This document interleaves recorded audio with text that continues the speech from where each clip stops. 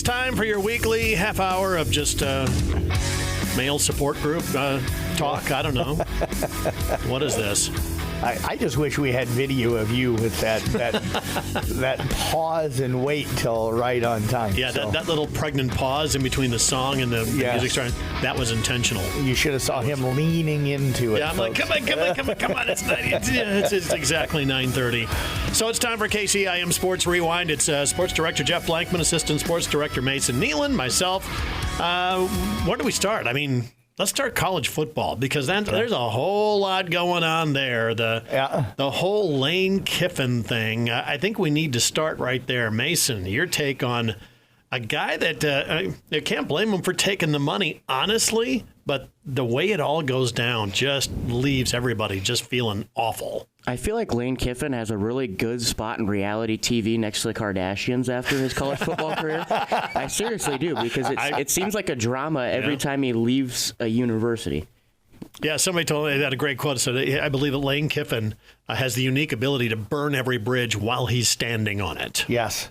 And he got booed by Ole Miss fans as he got on the plane to go accept the LSU job. And, you know, the day before it was great because they beat Mississippi State. They won the Egg Bowl, and they're on top of the world. And he says he wants to go celebrate with his players, and then he's gone. Yeah, and the timing of it is horrible. When did you ever think in all of our years that we would see a coach walk away from a team that has the potential to win a national championship to go coach somebody else before you even get into the postseason to coach your team to potentially a national championship?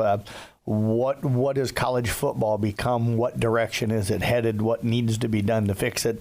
The calendar certainly needs to be fixed. No more transfer portal, no more early signing period in December. All of that stuff needs to be pushed after the national championship game because this isn't the first time this is the first time. It's not going to probably be the last time that this happens. See, there's a reason why the NFL is as dominant in sports as it is, and they dominate the calendar. Yes. They have dates that they go by, and college football has, through every fault of their own, done this to themselves. Right. It's crazy. Rich Eisen, great sports guy. Yes. I love listening to his shows and stuff like that.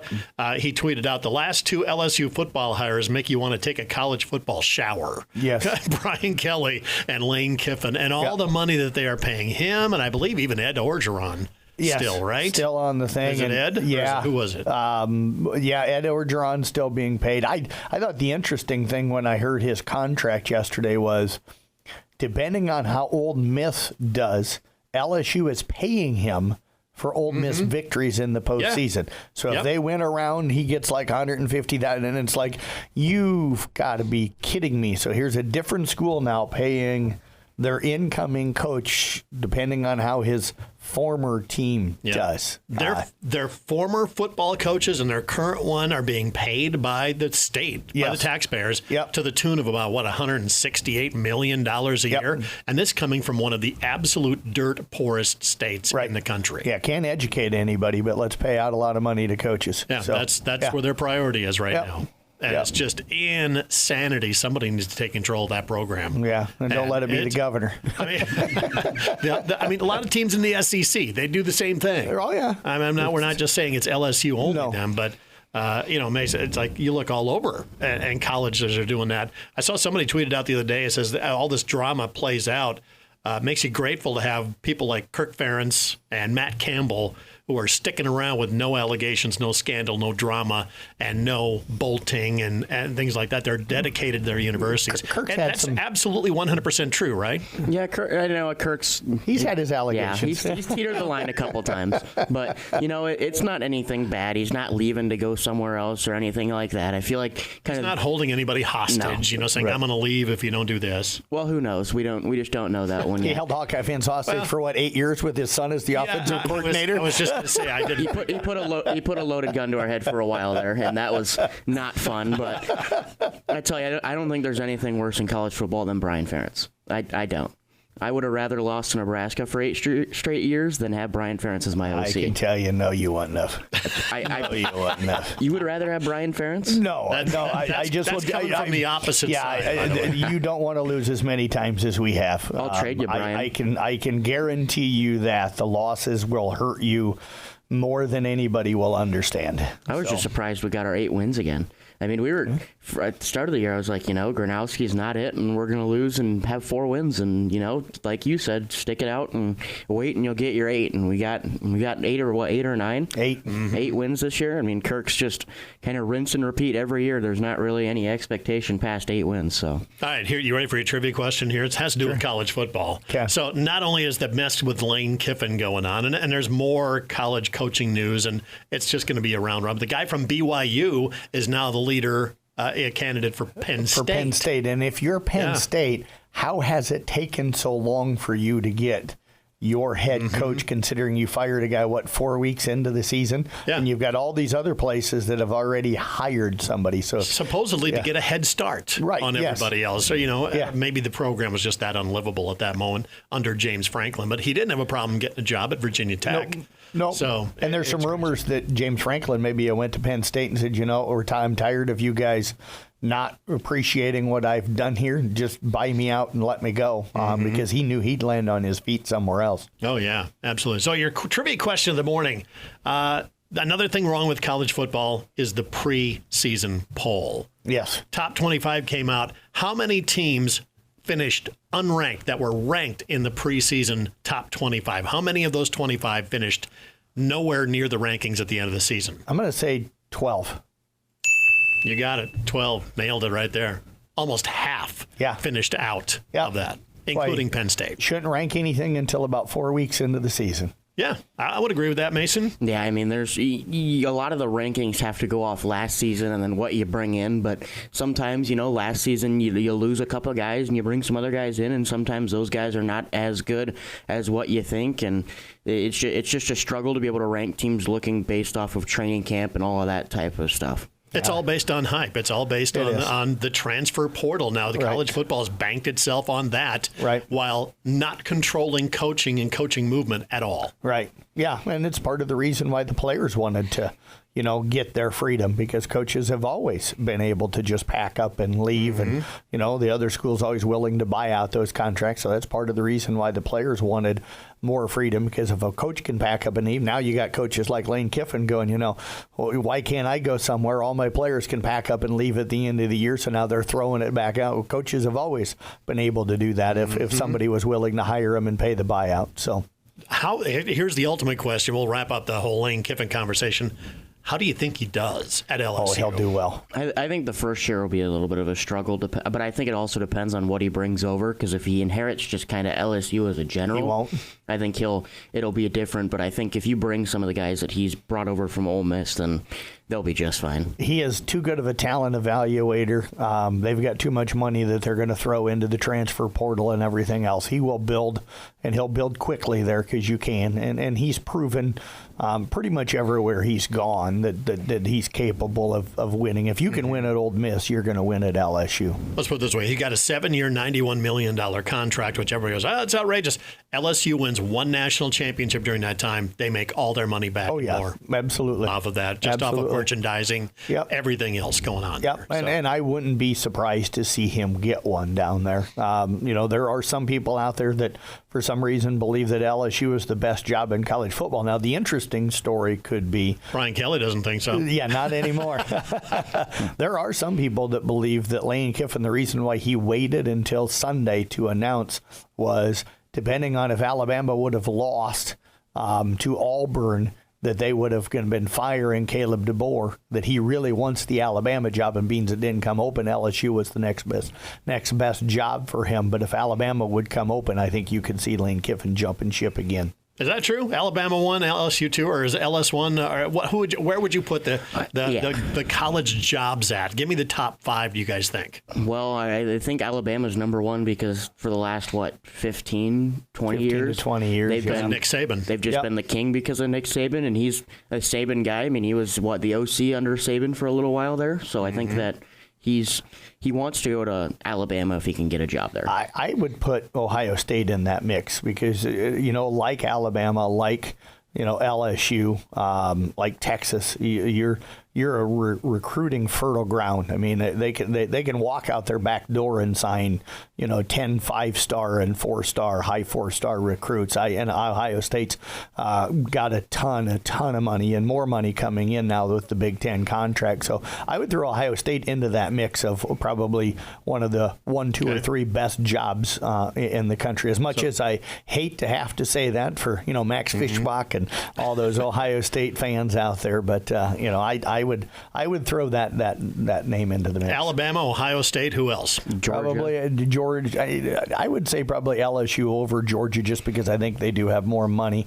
But then you got to probably throw Georgia into that mix. And then probably Texas, you'd say? I would say probably Texas. KC might, disagree on where we've got them ranked, but I think just because of the money, and another 2 teams probably that might sneak into it, and maybe 3 that we probably wouldn't have thought of even 5 years ago. Texas Tech's got probably more oil money than anybody. BYU is just absolutely loaded with money, and they're going to be throwing a ton of money in with NIL and everything else that they're going to be doing there as well. And then SMU, another one. Look at how many players they bought back in the 80s before they got the death penalty. That money hasn't gone anywhere. They still have a boatload of money. So I could see those 3 programs in the next decade becoming some of the elite programs in all of college football because of the amount of money that they're going to be throwing at players. I'll throw out 2 more. Michigan, USC. You guys didn't mention them at all. Yeah. Blue Bloods, man. They are Blue Bloods. For me, Oregon's got money, too. Yeah, Oregon's got a ton of money. Yep. For me, the Michigan job, it's not really a fertile recruiting ground. They have to recruit the state of Ohio really well and then recruit outside of their own state. And, that's kind of the problem for an Iowa and even for a Nebraska. Nebraska at one time was a blue blood. I don't know if we are still a blue blood technically or not because we've kind of struggled for the last 10, 11 years.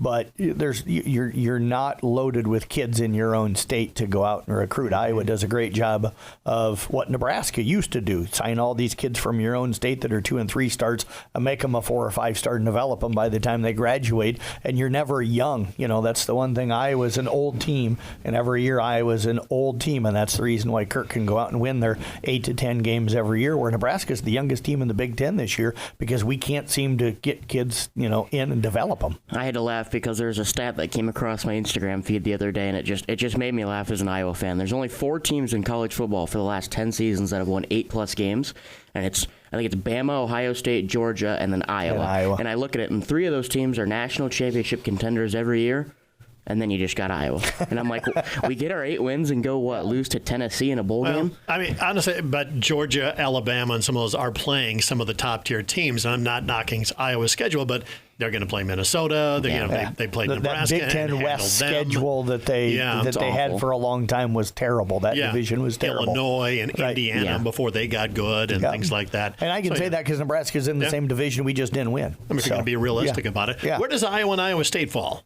I mean, as far as coaching jobs, clearly, I think Iowa is a bigger job, way bigger job than Iowa State. I think Iowa State's on the rise. If you get a couple more winning seasons out of Campbell, some really good productive seasons. I know they're building different things over at Ames to make it. I think they're another winning coach away from being a prime job. Yeah, they've got to have that under several people to say, okay, their school support is there. It's not just one coach, Matt Campbell. The thing that scares me is I've got a good friend that played for Iowa State back in the 90s, and he still lives over there and goes to all the games and is very involved with everything.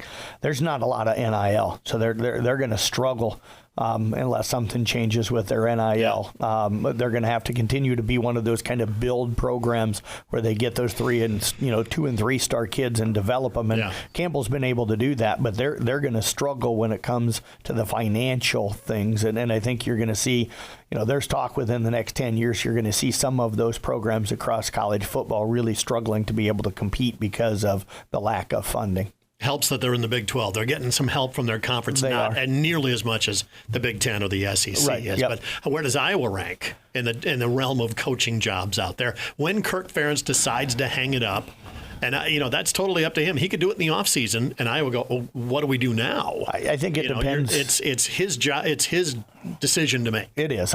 For me, and Mason may have a different idea. For me, I look at Iowa and I say it depends on who their next hire is, because you got to find a culture guy, a development guy. You're not going to probably find somebody like Lane Kiffin that's going to go out and sign a bunch of 4- and 5-star recruits, because that's going to be hard to do in this part of the country. So you got to find the right guy and the right fit. If you do, it's probably a top 25 job. If you don't, it's maybe a top 40 job is what I would guess. The only part I struggle with here is I know that there's a chance that they try and keep it in-house and you just slide somebody into that job and you say, well, we got an OC or a DC or somebody in there that just take Kirk's job. And I'm like, after 30 years of one guy, do you really want a guy that was under him for that time to be able to slide in there? So I'm like, if you go out and get somebody else, like you said, I think it could be a top 25 job. But if you just slide somebody in, then it's like, well, you maybe might just have Kirk rinse and repeat again. Yeah. The only thing, and this brings up an interesting thing that, too, is a lot of programs look to somebody who has ties to Iowa. I don't know. I guess I don't follow Iowa sports enough to know that. Is there anybody out there in the coaching realm that has deep, deep ties to the Iowa program? Who was the guy that was the coordinator at Washington or whatever that was from BV or whatever? I can't think of remember his name either. He might be the closest. Yeah. And then you got Bielema over at Illinois. I will just say this to Mason, as a guy that went through it, Nebraska, when Osborne retired, hired Frank Solich, and he won 9 games every year, and then he had one off year where he won 7 games, and we got a new Ryan Grubb. Thank you, Casey. He's in the other studio. Yes, listening, yes. So I look at it, and Solich had 1 7-7 year. They hire a new AD who wants a different person, and that AD then comes in after Solich wins 9 games and fires him and goes out and tries to hire somebody in Bill Callahan that came in and completely changed what Nebraska does. You're seeing Wisconsin going through the same thing. They went out and got Luke Fickell, who's a good football coach, proved that at Cincinnati, but he came in and tried to completely change the culture and the face of Wisconsin and what has happened to them. So be careful going out and getting somebody that's going to change something that's been effective and working at the university that you root for. Yeah, I just don't know if there's anyone like Kirk to be able to win 8 games a year if you're not a top 10 program. It's hard to go find somebody like Kirk, but probably the only way to keep it that way is to keep it in-house. But then it's like, what do you get out of somebody that's been under Kirk if you just keep kind of going through that same cycle? Is that success going to continue, or is it going to start to taper off a little bit? Who knows? We'll leave the conversation. Maybe he'll hold on long enough that it'll happen like it did for, who was the guy before him? Hayden Fry, where they start to fall off before he even retires. So we're going to leave it at that one. Yes, I do want to say direct those comments to Jeff Blankman. Yeah, that's all right. Believe you me, I had to turn my phone off on Friday because of all of the comments that I was getting. But I do want to give a congratulations and a shout out, as much as it pains me, DJ Vanami and Ty Nissen for their win on Friday. And DJ had a heck of a ball game, and it's really come on and played well. But painful to have to say that as a Nebraska fan. But congratulations to those guys. Also to Lucas Deal, who, by the way, just received an offer from West Virginia. So I'm sure that the Iowa schools are going to follow. But that was, he said, his first D1 offer. Right. Greg Custra had put that out on social media. But I wanted to switch to real quick. We're just going to talk just a couple minutes here on college basketball. The new top 25 poll is out. Purdue number 1, Arizona number 2, Michigan number 3, Duke 4. Iowa State checking in at number 10 this week after that great Las Vegas tournament, that round robin they played. You look at the top 10. There's no SEC teams in there. That's awesome. Yeah. That shocked me. There was, 3 Big 10 teams, 4 Big 12 teams, a couple of ACC teams, but not one. Top SEC team was number 12, Alabama. Now, I know Honnold, they go over to all the Iowa State games. He really likes this team. They've got a big kid, I think from Germany or something, that he said that's just going to be an absolute star. He's like, strong kid and everything else. He really likes him. So I haven't had a chance to see Iowa State play this year. Speaking of Iowa State, Audie Crooks and the Iowa State women. There's people talking them as winning the national championship because Audie Crooks is so unstoppable. So. Yeah, she's setting records all over the place this year for that. Yep. Iowa, by the way, for the men, finally getting they're just outside the top 25 at number 26. That game is a week from this Thursday, where it's Iowa State in the men's game. But this Saturday, number 1 Purdue and Iowa State meeting up in West Lafayette. That should be a heck of a ball game. Iowa State stand a chance? Yeah, I think if you're in the top 10, you should probably stand a chance with everyone there, and I think Iowa State's just that talented this year that, they're going to have a chance to go in there and beat them. I tell you, the team that scares me just off of watching them in one of the tournaments over the weekend, I saw 2 of their games, Michigan. Oof.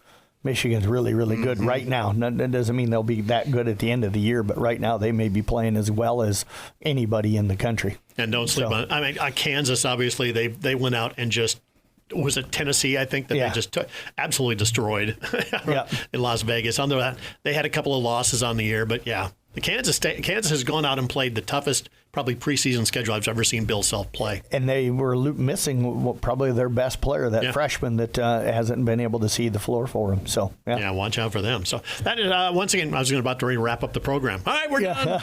Nope. We still got about 10 more minutes. Do want to mention, and Nathan Cones made sure that we remembered it. Yes, Iowa State Wrestling snapping a 20-year losing streak to the Hawkeyes, beating them 20-14 the other day. So congratulations to the Cyclones. Wrestling program that's back, after a number of years of really, really struggling. They came in ranked number 4 and knocked off number 3, and it'll be interesting to see now where they jump. Do they jump to 3 or do they jump over Nebraska to number 2? And it was nationally televised. Yes. On ESPN, not like the Big Ten Network or something like that. Yeah. And that went nationwide. So that's a huge boon. And by the way, a Nathan Cones mention. Yeah. All right. Yeah. We got everybody involved here. Casey Miners, Nathan Cones, everybody. Yeah, and I'm just going to say, having the Cyclones beat the Hawkeyes on national television, I can't think of many things better. Yeah. The only thing we're missing is a Nick Brinks mention. Oh, yeah. Road again. Just can't wait to get on the road again. So where's Nick going to be this week? You got him He'll be in Rockwell City tonight for South Central Calhoun basketball, and then I'd have to peek. He's over in Arweva, over in West Side, coming up on Friday. So for a guy that lives in Ames, that's going to be on the road again. Wave at him as he drives by for people. As the athletes at your house prepare for hard work and fun of the season, remember that St. Anthony Rehab Services provides physical therapy for any sports injury that may sideline your member of the team. Sports injuries can plague kids of all ages and keep them from playing the sport they love. Athletes will be under the direct supervision of a certified and licensed healthcare professional in the newly renovated sports performance facility. If an injury is keeping your athlete out of the game, call St. Anthony Rehabilitation Services at 794-5000 for sports injury and treatment rehab. It is KCIM Sports Rewind with Sports Director Jeff Blankman, Mason Nealon, Assistant Sports Director, and me. I'm just kind of here for now. Next week, your last? Yeah. Wow. Last what show. Are we going to do? What do you want to do for the show? I don't know. I don't know what I want to do for lunch today. Are you kidding me? I don't plan. I'm a dude. I don't plan. Yeah, I know. Mason asked me the other day, are we doing anything special for John's last show? And I'm like, nope. I don't know. I hadn't thought about it Standard yet. operating procedure, man. We're going to talk sports, and life will go on. Yes. So let's talk a little fall sport, or winter sports, excuse me, because they all blend into each other anymore anyway. Yep. So early season highlights. Let's start with basketball. Well, last night I called a fantastic game. First off, shout out to the JV for Coon Rapids Baird. I'm sitting there setting up and getting ready, doing some technical difficulties, and I look up and Mason Culbertson hits a game winner in JV. And so I'm like, that's a fun way to go into varsity. And then we go in there and Audubon starts holding Coon a little bit, and I'm like, this is going to be a fun one. I start going through, and it's the fourth quarter, and it's 40-40 and 42-42, and then from then on out, I think that Coon just, out-rebounded Audubon, and Cal Hayden ended up putting up 34, I think, for him. But Audubon's going to look good this season, I think. 34 of their 54. I had to laugh because I was coming back from the Exire Okran Kimballton Riverside girls basketball game last night down at Elkhorn and listening to Mason on the broadcast. And I get back, and there's about 4 minutes left in the game, and it's fairly tight. And I'm in here in KCIM doing some work, and all of a sudden I get a text from Mason. It's like, this is amazing, whatever, and stuff. And I'm like, I'm not listening right now. What's going on? It was a 2-point game with a minute to go. Wow, I need to turn the radio back on or the stream on and finish listening to that. Or go back to the YouTube channel, right? Yes, we did have it on video last night as well. So you people can go back and watch last night's last night's game. So, yeah, what a heck of a ball game. Was that the first night for the boys, honestly? First, yeah. Yep. Actually, technically could have been the second night. They could have opened Monday, but we didn't have any teams play on Monday night. But, so it was a fun night. Well, last night was Monday night. That wasn't Monday. Today is Tuesday. Yeah, I'm already off. So, yeah. I'm sitting there thinking, wait a minute. What are we doing? Rewind on a weird day? Yeah, well, we must be. We're doing it on a Wednesday or something. Right. Yeah, no, but Glidden ends up falling last night to New Alfonda. We've lost in a tight one as well to West Monona in the only other boys games. And then all three of our girls teams fall last night as well. Exira in a matchup of ranked teams. The Spartans lost to Riverside by 5. Played pretty well. Had some opportunities. Taryn Peterson went over 1,000 points in her career and just a junior. First game of her junior season. So she'll have a chance to get to 2,000 before her career is probably over. But Glidden Ralston really challenged themselves. You open up over at New Alfonda on the road, and that's never an easy one. And West Monona's been really good too, and they ended up taking care of Arweva last night. And the Rockets struggling a little bit offensively to start the season. So kind of tonight will be the first really big night of high school basketball with boy and girl doubleheaders. So yeah, we're going to have one for you tonight. Kemper at Carroll. Jeff, you've got the call on that one. Give us a little preview of what to expect tonight. You've got it on YouTube, by the way, too. Yes, we'll have that on the CB Sports Network YouTube channel, and then also on, I think, KKRL, if I remember correctly. I think it should be a good game. I thought Kemper was really impressive in their win over Coon Rapids Bayard last week. I think their defense inside with Olivia Schinkelberg and Addie Antover, they will be tested tonight with Chloe and Allie Cook. The question is going to be the Carroll guards, I think, played pretty well in their win over Webster City. They're young. How do they handle, Elsa Tiefenthaler and Kaylee Simons on the outside for Kemper, because them two can score and they're fast, and Elsa's can be physical. For Carroll or for Kemper, can you contain the two Cook girls and then not let anybody else hurt you? I know you got a chance to see Carroll against Webster City the other night. Yeah, I think, the offense wasn't there right away. They had found kind of their stride in that second quarter, but for their defensive end of the ball, I think they were very impressive. I know down low they faced a girl who was 6'1" from Webster City, and Chloe Cook kind of matched up with her right away.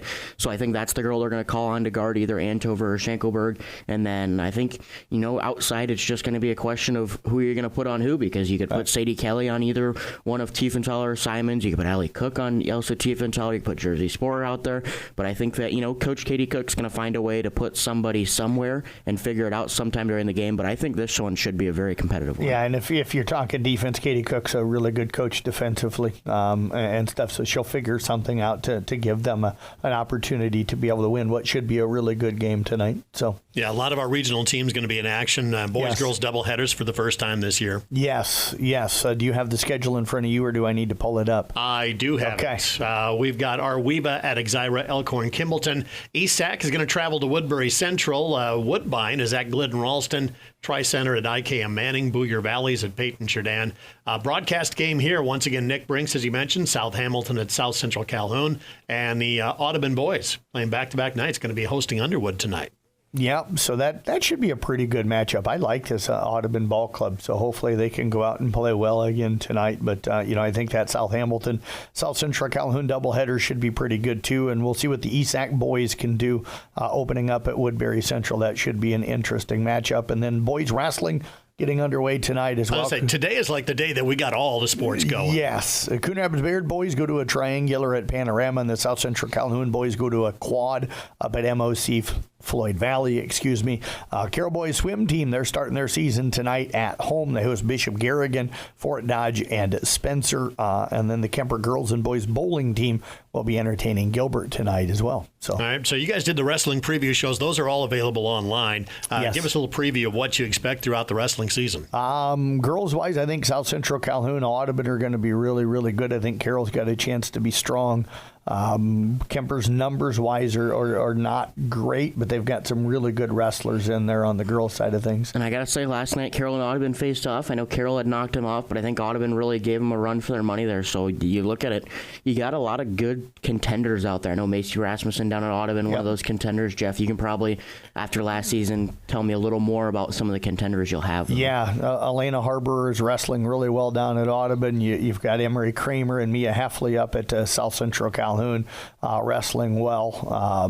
Bree Kiger, Emma Daniels. Emma Daniels going to have an outstanding year. Watch out maybe for Emma Grossman as well up at Carroll High. So we're pretty lucky in that Sofia Villegas wrestling well at East Sac County. And then on the boys side of things are just getting started. I think Carroll's got some really top end guys that are going to do really, really well this year. Audubon's got better numbers than probably what they've had in a few years. I know Tyler Christensen told me that it's popular and cool to be a wrestler again now, so their numbers have shot up. I think Coon Rapids Bayard's going to be really good. They were young a year ago and had a strong team, and I think they're going to be really, really good under Tim Patrick.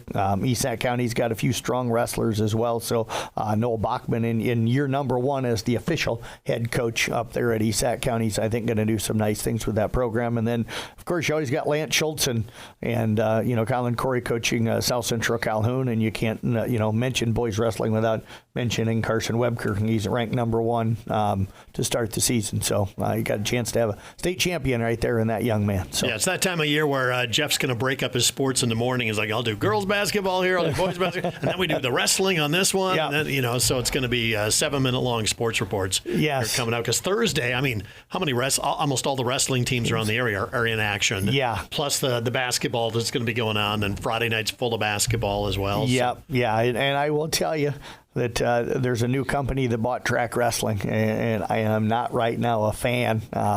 It's going to increase the work for Mason and I about tenfold on getting wrestling results out, because they don't do a very good job of posting things for us to be able to get the results. So might have to have a conversation with the state and say, hey, what's going on here? Because struggling to be able to get things with wrestling. Well, we'll get them out.